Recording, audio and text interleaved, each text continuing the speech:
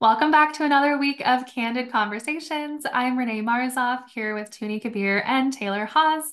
Today we're going to go over some general fair housing reminders, just to make sure that everybody is keeping that top of mind, whether you're managing your property on your own or if you're one of our clients. Of course, if you're one of our clients, we've got these things covered for you, but it's good to know why we do what we do on our end. So one of the biggest potential issues that I see from time to time is landlords who want to meet with the applicant before approving them for the property. There are a couple of reasons that this is not a good idea. Logistically, some applicants don't even live in the area yet. They're coming from out of state or from different areas. Also, logistically, it's just kind of a hindrance to the application process. Most applicants want to move very quickly when it comes to getting approved and setting in that move-in date. On the other hand, looking at it through the fair housing lens, meeting with the applicant in order to make a decision if they should be moved into the property can definitely be a recipe for disaster. Applicants should only be screened on their creditworthiness, their background checks, their rental history, things like that. They should not be screened on how they appear at the meeting, how they dress, what they're wearing, how they style their hair, how they speak, or anything like that. And so if you are somebody who's requiring that meeting with an applicant in order to approve them, I would definitely recommend changing that process so that you're not opening yourself up to any potential discrimination claims. Another issue that we see from landlords is when they say that they don't want a large family at the property because that typically, or they think that that means more people, means more wear and tear at the property.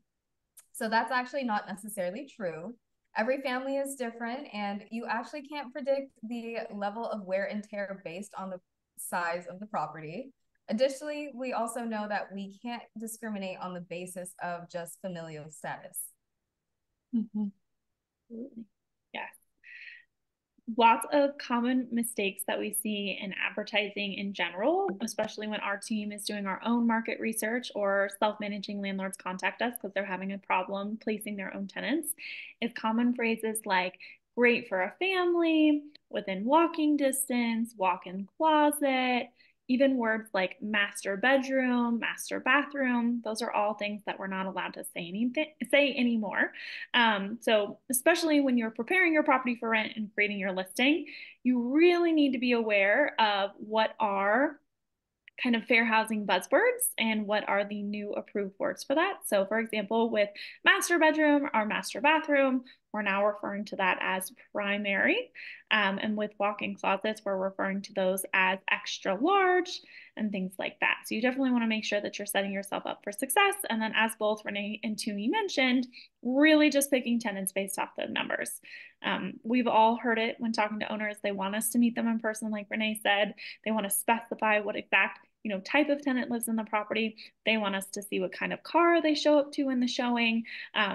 All things like that can't be considered.